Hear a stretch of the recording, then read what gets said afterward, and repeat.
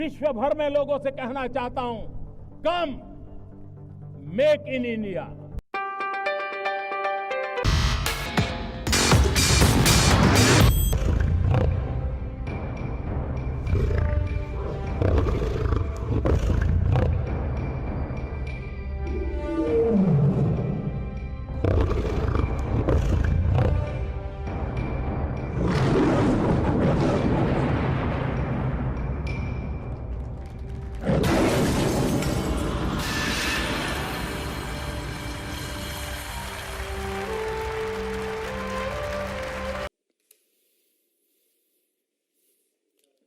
मित्रों,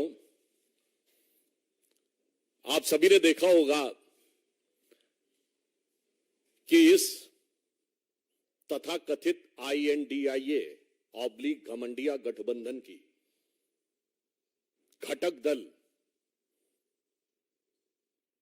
तमिलनाडु के DMK के मंत्री उदयनिधि जो स्टालिन जी के बेटे हैं, उनका जो एक बयान आया है उससे ये मोहब्बत के दुकानदार का असली किरदार अब पूरी तरह उजागर हो गया है। क्योंकि हम ये कह रहे हैं कि ये कोई आइसोलेशन में दिया गया बयान नहीं है। This is not an statement given in isolation, but it is having a complete consequential sequence. आप पिछले कुछ समय से देखिए, बिहार के शिक्षा मंत्री पहले हिंदू धर्म ग्रंथों के बारे में बयान देते हैं, ये भी I.N.D.I.A ऑब्लिक घमंडिया के घटक दल है। फिर उत्तर प्रदेश में स्वामी प्रसाद मौर्य अभी चंद दिन पहले हिंदू धर्म धोखा है बोल चुके हैं। याद करिए, इससे पहले कर्नाटक में वर्तमान में PWD मिनिस्टर सतीश झारकीवली, जो कांग्रेस पार्टी के हैं, मुख्य घटक घमंडिया गठबंधन का, ये बोल चुके हैं हिंदू शब्द बड़ा गंदा है, जब ये कार्यकारी अध्यक्ष हुआ करते थे कर्नाटक प्रदेश कांग्रेस के। गोपाल इटालिया, जो इस समय आम आदमी पार्टी के महासचिव हैं, जो गुजरात आम आदमी पार्टी के अध्यक्ष हुआ करते थे, वो बोल चुके हैं कि मंदिर नहीं जाना चाहिए, देवी देवताओं की पूजा नहीं करनी चाहिए। और अब उससे पूर्व के भी दौर की बात याद करें तो जब ये सत्ता में थे, जैसे आज आदरणीय गृह मंत्री जी ने बात याद दिलाई है कि क्या कहते थे, मुस्लिम should have first right over the national resources of India. इन्होंने अपने मन से तथाकथित हिंदू आतंकवाद की पूरी थ्योरी गढ़ ली थी। याद करिए, जनवरी 2013 यूपीए सरकार के गृह मंत्री सुशील कुमार शिंदे जयपुर में यह बयान देते हैं कि हिंदू टेरर कैंप्स चल रहे हैं, और जब सदन में उनसे पूछा जाता है, आप होम मिनिस्टर हैं, आपने बयान दिया है तो सबूत दीजिए, तो अपना स्टेटमेंट विड्रॉ कर लेते हैं कि मैंने ऐसे ही कहा था। इसलिए ये जो घटनाएं हैं, ये केवल ऐसे ही नहीं हो रही हैं। इससे पूर्व भी तमिलनाडु में कोलत्तूर गांव, पेरम्बूर जिला, वहां पर कुछ साल पहले यह कह दिया गया कि मुस्लिम समाज की आबादी 70% हो गई है, तो मंदिरों में पूजा नहीं होनी चाहिए क्योंकि उनकी धार्मिक भावनाएं हर्ट होती हैं। और इसी गठबंधन के घटक दल DMK की सरकार ने उसे एक्सेप्ट कर लिया। वो तो मद्रास हाई कोर्ट ने इंटरवीन किया कि किसी भी समुदाय का बहुमत हो गया है, इसके आधार पर दूसरे समुदाय की पूजा नहीं रोकी जा सकती। केरल से कश्मीर तक सेकुलरिज्म के सारे सूरमा मुंह में दही जमाकर बैठते रहे। और आज जो एक घटना हुई है जिस पर हम आपका ध्यान आकर्षित करने के लिए आए, इस पूरी श्रृंखला को देखिए। और ये जो घटना हुई है, इसमें तमिलनाडु के मंत्री उदयनिधि जिस कॉन्फ्रेंस में पार्टिसिपेट कर रहे थे, उस कॉन्फ्रेंस का शीर्षक क्या था? इरेडिकेशन ऑफ सनातन धर्म। यह कोई बाई चांस मुंह से निकला बयान नहीं था। ये बाकायदा एक कॉन्फ्रेंस हो रही है जिसका शीर्षक है इरेडिकेशन ऑफ सनातन धर्म। हिंदी में कहेंगे सनातन धर्म का समूल नाश। इरेडिकेशन की हिंदी हुई सनातन धर्म का समूल नाश। और ऐसा भी नहीं कि वो सीधे बयान दे रहे थे, आप सबने वो क्लिप देखी होगी, पढ़ रहे थे कागज से। इसका मतलब it was well thought after, well written, with a proper design, with a proper conclusion। और यह भी मुझे आश्चर्य हो रहा है, मुंबई में बैठक खत्म हुई और 24 घंटे में धमाका। मैं पूछना चाहता हूं कि ये उदयनिधि को किसने लिख के दिया था कागज, और इसमें इस गठबंधन का क्या रोल है? मुंबई में आपकी बैठक खत्म होती है और 24 घंटे के अंदर आप ये बोल देते हैं कौन सी योजना बनाई थी आपने। और जब आप किसी समुदाय, किसी संस्कृति के समूल नाश की बात करते हैं तो मैं कहना चाहूंगा unequivocally and technically it is the case of hate speech, and we are not having any ray of hope from any government of this I.N.D.I.A / Ghamandiya Gadbandhan.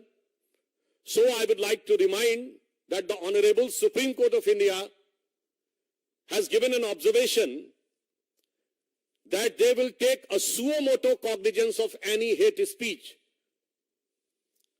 So I hope that the Honorable Supreme Court will be keeping an eye and will be having the strict vigil and will take appropriate step on this utterly unequivocal, damaging, violence-provoking hate speech, because it is not only insult, it is saying eradication means to finish. और मैं यह भी कहना चाहता हूं कि कई बार कहा जाता है कि we want to digress the issue. I would like to remind to Mr. Rahulgandhi that during his so-called Bharat Jodo Yatra, when he was passing through Tamil Nadu, he has taken in his yatra Mr. George Punia, who has openly said that he wears the shoes because he considered the land of Bharat Mata apavitra, and he doesn't want his feet to be touched on this holy land. ये दुकानदार का असली किरदार है, ये मोहब्बत के नाम का हो रहा वोट का असली व्यापार है। और जब डाइग्रेस द इशू की बात करते हैं तो मैं ये भी याद दिलाना चाहता हूं, ये आरोप लगाते हैं कि हम लोग हिंदुत्व की राजनीति करते हैं। मैं याद दिलाना चाहता हूं, जब हम प्रधानमंत्री श्री नरेंद्र मोदी जी के नेतृत्व में जिसके ऊपर ये आरोप लगाते हैं, आज मैं पूछना चाहता हूं इस गठबंधन से, we are having the growth rate of 7.8%, which is highest among all the major economies of the world. मैं पूछना चाहता हूं, ये तथाकथित जो कहते हैं हम विकास की बात कर रहे हैं, इनके दौरे हुकूमत में एक साल बताएं जब पूरे विश्व में सबसे ज्यादा ग्रोथ रेट भारत की हुई हो। नहीं है। ये बताइए, हमारी जब जब सरकार रही है, ग्रोथ रेट महंगाई की दर से ऊपर रही है। इनकी जब जब सरकार रही है, महंगाई की दर ग्रोथ रेट से ऊपर रही है। अरे इनके जमाने में तो वो मजाक उड़ता था, आप सबको याद होगा, इंडिया की ग्रोथ रेट क्या रहती थी? 1.82%। एंड दोज हु रिमेंबर इन 1980s इट वाज रिड्यूक्ड कि भारत तो 2% से ऊपर जा ही नहीं पाएगा, because it is a Hindu rate of growth. That was 2%। और ये वो तब था when they were having almighty, all powerful 2/3 majority government of Srimati Indira Gandhi's 70s, 1 to 77. Then another 2/3 majority government of Srimati Indira Gandhi, 81 to 84. Then an all-time highest majority government of Rajiv Gandhi, 84 to 89. 2% growth rate. हमारी government आई है, I can say the 7.8% growth rate in the worst possible situation in the world today. एक जमाने में IMF से loan लेने के लिए ये लोग पीछे भागते थे. And in our government, the IMF chief, Kristalina Georgieva, says that India is going to be the brightest star. जब हमारी सरकार आई है तो बिल्कुल ऑब्जेक्टिव बात कहना चाहता हूं. हमारी सरकार आने के बाद 4 करोड़ लोगों को घर मिला है, 11 करोड़ लोगों को शौचालय मिला है, हर गांव को बिजली मिली है, हर गांव को सड़क मिली है, 50 करोड़ जनधन योजना अकाउंट बने हैं, 50 करोड़ आयुष्मान भारत मिला है. तो जब इनका एजेंडा साफ है कि हिंदू धर्म का समूल नाश करना है, सनातन धर्म का समूल नाश करना है, तो यह सिर्फ कोई धर्म संस्कृति का विषय नहीं है, यह भारत के समूल नाश करने का आधार है. और यह बात मैं इसलिए भी कहना चाहता हूं, भारत के वो हिस्से जहां इरेडिकेशन ऑफ सनातन धर्म हो गया, in the latest history Pakistan, what happened? अब तबाही का मंजर है कि नहीं? And in India, Kashmir, what happened before 2019? What was the growth rate? What was the employment rate? What was the education rate? That's why I want to say with firm conviction, their real design has been exposed. And this design is nothing but to hit and demolish the basic framework of this country, which is the base of knowledge, which is the base of development, which is the base of prosperity. मैं याद दिलाना चाहता हूं, ये so called secular सरकार में इस देश में सोना गिरवी रखा गया था. Foreign exchange reserve 1991, I would like to remind, within 1 year 2 times devolution of rupee, $1 billion, less than $1 billion of foreign exchange reserve. And it reached 100 billion in Vajpayee government, crossed 500 billion in Modi government.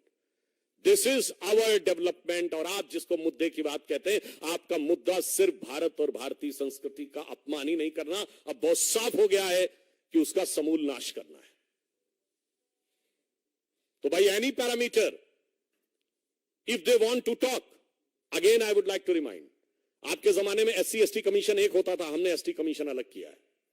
आपके जमाने में OBC commission जैसी कोई चीज ही नहीं होती थी, हमने किया है. आपके जमाने में रिजर्वेशन ही खत्म था, कश्मीर में नहीं मिलता था, कई इंस्टीट्यूशंस में नहीं मिलता था, हमने दिलवाया है. समाज के हर वर्ग का वास्तविक सम्मान हमारी सरकार में हुआ है. अब मैं ये भी एक बात कहना चाहता हूं अपने तमिल भाइयों से. I would like to urge to our Tamil brothers, those who want to say that if in Sanatan Dharma there is only thing which is divisive and discriminatory, and they are thinking that this is like a disease and virus. मैं उनको याद दिलाना चाहता हूं, if the scientist like Robert Oppenheimer sees its inspiration from Srimad Bhagavad Gita, if the scientist like Erwin Schrödinger in his book What is Life says that he is inspired by Upanishads, if the father of the rocket science, Werner von Braun, whose guru was Hermann Oberth, and he said that he uses to read Vedas for knowledge, Werner Heisenberg has said that he has got the final concept of relative uncertainty by discussing with Gurudev Rabindranath Tagore on the Vedantic philosophy. मेरे भाई, अगर बड़े बड़े साइंटिस्टों को इसमें knowledge नजर आ रही है और आपको सिर्फ डिवीजन नजर आ रहा है, तो वायरस आपके दिमाग में आ गया है. वायरस ये नहीं है, the virus is in your mind, and this virus is nothing but, one is a Macaulay virus of 19th century, another is a Marxist virus of 20th century. और इस अमृत काल में इस विष को निकालना होगा. मैं तमिल भाइयों से कहना चाहता हूं, you talk about the Tamil pride, and he was saying that the Sanatan is a word from Sanskrit language. I would like to say, all the so-called Dravidian parties use the word Dravid. Dravid is not a Tamil word, it is a Sanskrit word, which has been misappropriated by Britishers. It is part of two words of Sanskrit. Drav means liquid, Ra means dharti. That is that part of land which is surrounded by water. And it is being used by Adi Shankaracharya. और वेदों में शून्यक्षेप की कथा में आता है, Adi Shankaracharya, when he came to Kashi and he has to discussion with the Vidvat Parishad, they ask, young boy, you give your introduction. Then Shankaracharya said, Adi Shankaracharya I am talking about, he said, Aham Dravid Shisho Asmi. मैं द्रविड़ शिशु हूं. All the frameworks of Vedantic philosophy emerged from this southern India, which they call the Dravid land. It is called Dravid land in the Sanskrit text. अद्वैत के प्रवर्तक शंकराचार्य केरल से, द्वैत के प्रवर्तक मध्वाचार्य कर्नाटक से, विशिष्टाद्वैत के प्रवर्तक मध्वाचार्य कर्नाटक से, द्वैत के प्रवर्तक रामानुजाचार्य तमिलनाडु से, द्वैताद्वैत के प्रवर्तक निम्बार्काचार्य आंध्र से, वेदों पर एकमात्र भाष्य लिखने वाले सायणाचार्य विजयनगर एम्पायर से, यानी आज का कर्नाटक और आंध्र. मान्यवर, क्या हिस्ट्री पढ़े हैं? ये कौन सा वायरस आपके दिमाग में घुस गया है? और मैं इसलिए यह भी कहना चाहता हूं, ये वायरस जानते कहां से घुसा है? There was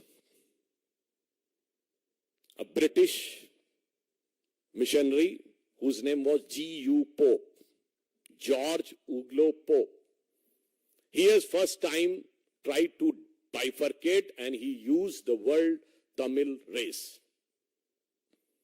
मैं कहना चाहता हूं, जाके पढ़ो उसने क्या क्या लिखा है आपके बारे में. इतनी निगेटिव बातें भी लिखी हैं. And those who want to cherish, there was another father, his name was John Lazarus. He has written objective thing, but you are not ready to accept the objective thing. G.U. Pope has written all the thing with design, और वो समझ में आने का प्रयास होता है. I would just like to say that in Tirukkural 1330 verses were written by our esteemed Tamil saints, और उसमें 3 पार्ट, परुल आगम काम, धर्म अर्थ काम, जो धर्मशास्त्र में लिखा है. मगर अफसोस ये है कि ये मैकॉले और मार्क्स का वायरस ऐसा घुस गया है कि अपनी ही नहीं पढ़ रहे हैं संस्कृति. मैं आज के युवाओं से कहना चाहूंगा, मैं उदयनिधि से भी कहना चाहूंगा, अरे वो दिन गए जिस ढंग की फिलॉसफी पे आप बात कर रहे हैं. Shed this virus of 19th century of Macaulay and 20th century of Marx. Come today and see what Modi ji is doing. हमने तमिल संस्कृति को जो सम्मान दिया है, Singol, which has been discarded by Jawaharlal Nehru, has been established with full honor and prestige in the new Parliament of India. It was an initiative of our Prime Minister Shri Narendra Modi. I would like to remind, there was a very famous Tamil scripture, Chillupatikaram, जिसमें कन्नगी अम्मा और कोवलम की कथा है. और जब कन्नगी देवी के साथ अन्याय होता है तो कहा जाता सिंगोल टेढ़ा हो गया था. And they want to ridicule, they are ridiculing the Tamil culture. And if you want to have Tamil pride there, yes, it is there in the CERN laboratory, which is the biggest, one of the biggest scientific laboratory of the world in Europe, which has discovered the Higgs boson, the fundamental particle. और उसकी lobby में जाइए तो नटराज की मूर्ति लगी हुई है, which is from Tanjavur in Tamil Nadu. Modi ji has got, you remember the Xi Jinping to Mahabalipuram.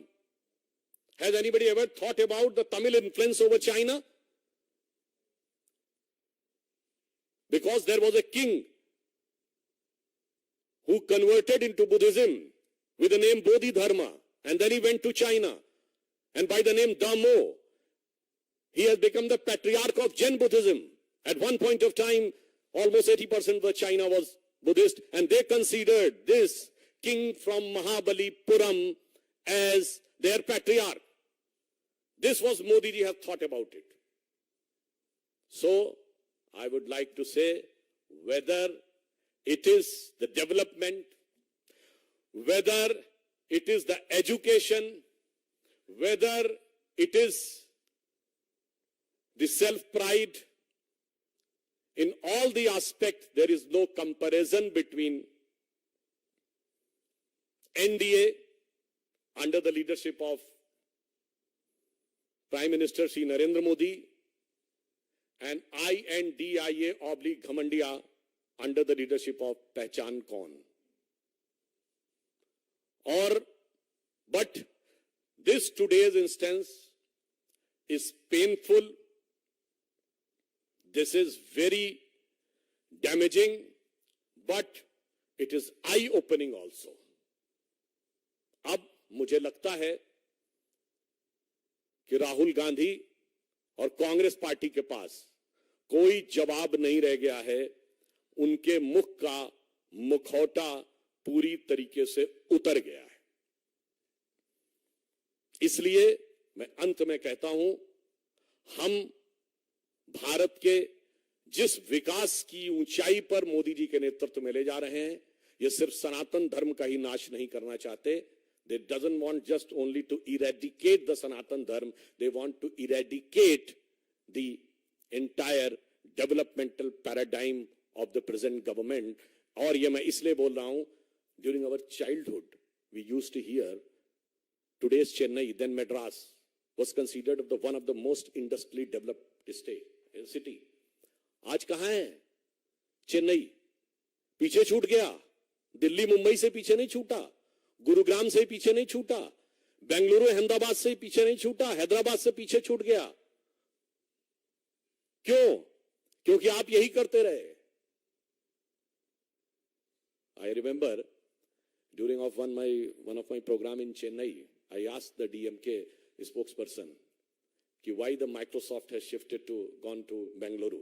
They said because the climate there is good and here the climate is hot. So I want to say that you keep on keeping these type of hot climate and the development will get evaporating from there. That's why I want to urge the Tamil people, think of the Tamil pride, which is all over the world, all over the India, one of the most prominent religious temples were there. And look at the pace of development, look at the work undertaken for the poor and downtrodden, and have a clear, categorical vision in your mind कि कौन किसके साथ खड़ा है, कौन भारत के विकास के साथ खड़ा है, कौन भारत के समूल नाश के साथ खड़ा है.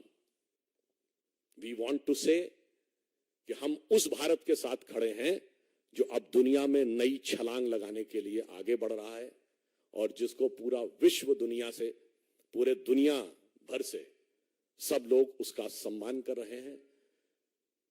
तो मैं एक पंक्ति कह के समाप्त करना चाहूंगा कि आवर विजन इज, स्वप्न देखा था कभी वो आज हर धड़कन में है, एक नया भारत बनाने का इरादा मन में है, बढ़ रहे हैं हम प्रगति की ओर उस रफ्तार से, कर रहा है विश्व भी हमको नमन उस पार से. धन्यवाद.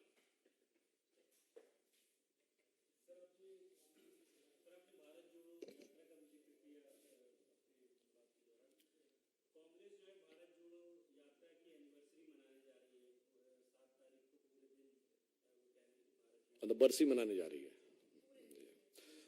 Again, I would like to re-emphasize. I am having 3-4 clear categorical questions. मैं उसको re-emphasize कर देना चाहता हूँ. Number 1, the name of the conference was Eradication of Sanatan Dharma.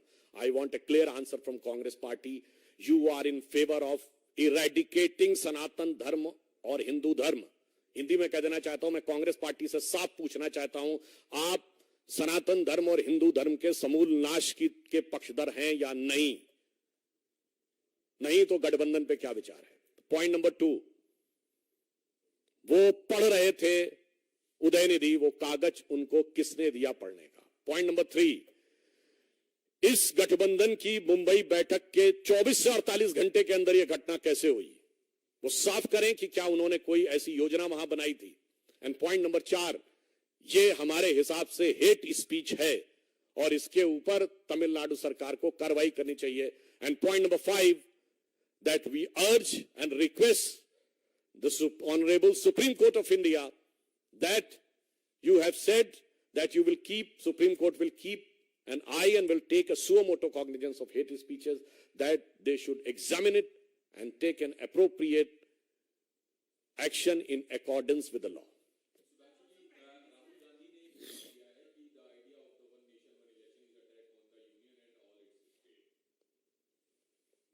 देखिए, अभी वो वन कोलिशन वन कोऑर्डिनेशन तो कर नहीं पा रहे हैं, तो मानी हुई बात है वन आईडी वन नेशन, और वन नेशन को मानते नहीं है because they considered India is amalgamation of 22 nations, और उन्होंने 2 नेशन थ्योरी एक्सेप्ट की थी, तो they don't believe in one nation, they have no concrete design for one coalition and not having any coordination, so obviously they will talk about negative about one election.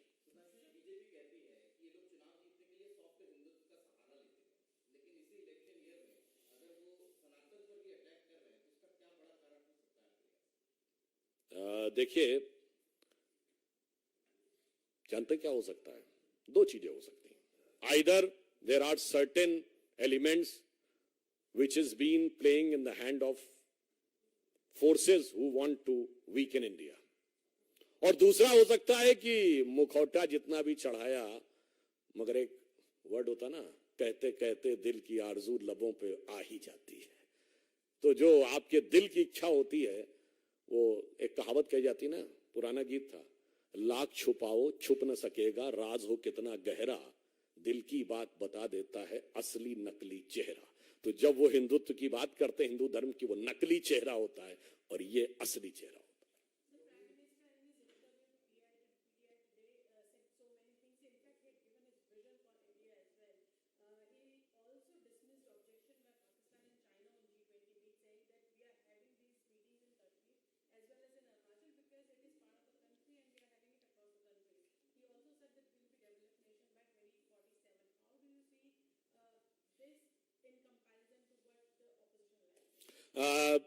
During the opposition time, Kashmir Valley was witnessing Bharat Tere Tukde Honge. Kashmir Valley was witnessing the flags of ISIS. Kashmir Valley was witnessing the flags of Pakistan. Kashmir Valley was witnessing Pakistan Zindabad. And they were unable to hoist the national flag on Lal Chowk even on 26th January and 15th of August. And not only this, during their tenure, the most pious mosque of the Muslims in the entire country, Hazrat Bal, was captured by terrorists. During their regime, the biggest Sufi shrine of the country, Charare Sharif, was burnt alive, destroyed. And during our regime, जो कहते थे तिरंगे को कंधा देने वाला नहीं मिलेगा, डल लेक के किनारे तिरंगे की कतार देखिए, और G20 समिट हो रही है, इन्वेस्टमेंट मैक्सिमम हो रहा है, मैक्सिमम टूरिस्ट आ रहे हैं, डेवलपमेंट का बेस आगे बढ़ रहा है। That is the different picture between their rule and our rule.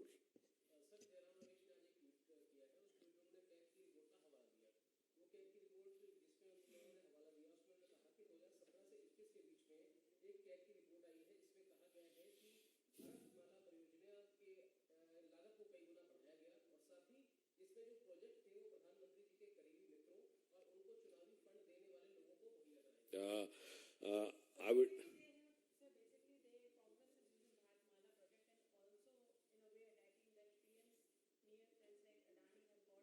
नहीं, आपने इम्प्लिसिट बोला, I will give the explicit answer, overt covert दोनों।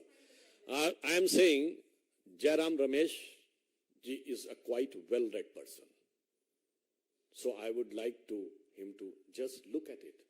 You are talking about per kilometer 18 crore rupees. It was just in the simple situation. And what is written in that? The tunnels, the flyovers, and the overbridges exempted. That will have a different cost. Can we imagine that the making 1 kilometer road on a plain road and 1 kilometer in the tunnel is same cost. And if in this expressway there are 2, 3 over, in some places there are 4 overlapping, 8 lanes, it's for 1 lane. So अब तो ये तो वो बात हो गई ना कि 1 स्क्वायर मीटर पे कंस्ट्रक्शन की कॉस्ट इतनी है, तो 1 मंजिल की भी उतनी होगी और 10 मंजिल की भी उतनी होगी। ऐसा तो नहीं हो सकता। तो जयराम रमेश जी समझदार हैं, समझ तो सब रहे हैं, मगर क्या करें, किरदार तो उस दुकानदार के इशारे पर निभाना है, इसलिए क्या कर सकते हैं। और फिर हम ये भी कहना चाहते हैं, I would like to remind, when in Bofor's case, when CAG has given an adverse report, and it was not just by the CAG, because the finance ministry of Rajiv Gandhi government has appointed an agency called Fairfax, and based on the findings of the Fairfax, then CAG has given an adverse remark on Bofor's. What was the statement of Congress party? कि इनकी full pant के नीचे half pant है CAG के।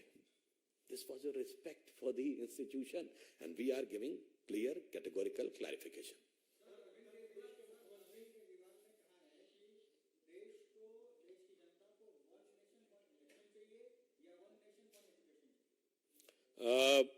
जिस education की वो बात कर रहे हैं, उस एजुकेशन में एजुकेशन मिनिस्टर एक बोतल के बदले दूसरी बोतल भी देता है।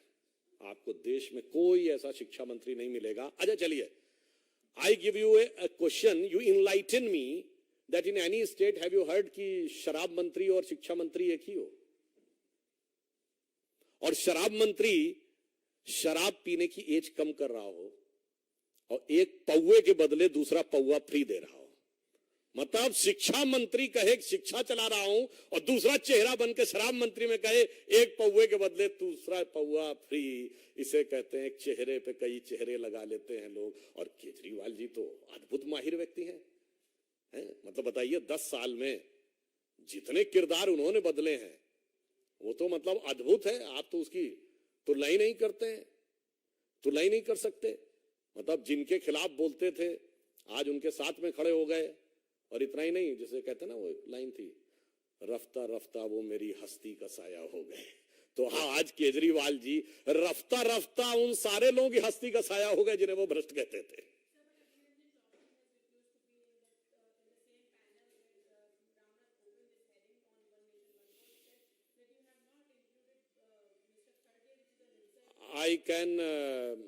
I am having respect for Shri Adhir Ranjan Chaudhary ji.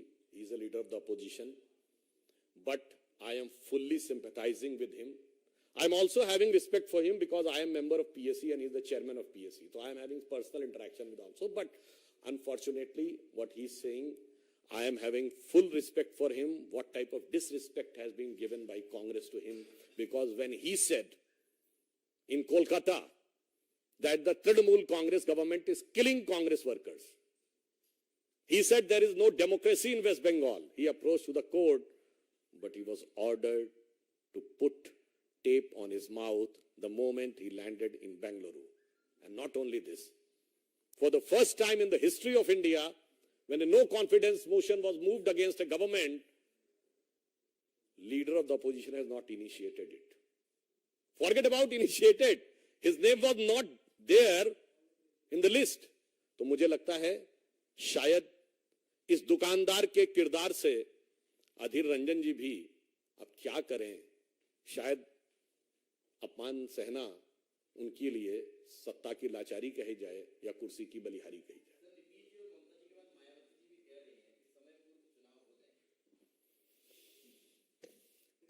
देखिए, मेरा ये कहना है, सबको अपने अपने कयास लगाने का हक है, तो जिसको जो कयास लगाना हो लगाए, परंतु हमारी सोच चुनावों तक सीमित नहीं है। I would like to remind, in 15th of August this year, what Prime Minister Modi ji has said?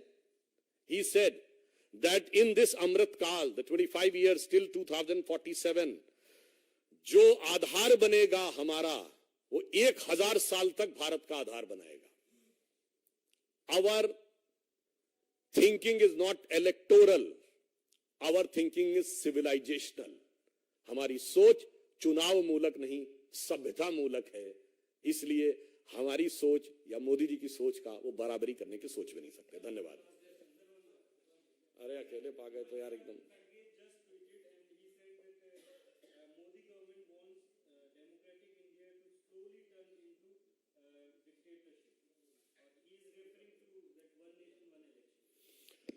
तो इसका मतलब कि जब जवाहरलाल नेहरू जी के टाइम में वन नेशन वन इलेक्शन होता था तो it was what type of rule it was? तो मुझे समझ में नहीं आता है, ये कांग्रेस के नेता अपने नेताओं को बदनाम करने में भी कोई चिंता नहीं करते। मतलब अगर मोदी जी पे अटैक करना हो तो नेहरू जी गलत थे। मोदी जी के प्रति घृणा इतनी है कि सरदार पटेल साहब की दुनिया की सबसे बड़ी मूर्ति बनी है। पूछिए आज तक कोई कांग्रेसी गया है उस मूर्ति पे फोटो खिंचाने? कितनी हकारत भरी हुई है, अपने नेता को छोड़ दिया। और ये सेकुलरिज्म के सुरमाओं से पूछता हूं, डॉक्टर एपीजे अब्दुल कलाम के नमाज़े जनाजा में कितने गए थे? सिर्फ इसलिए कि हमने राष्ट्रपति बना दिया था उनको।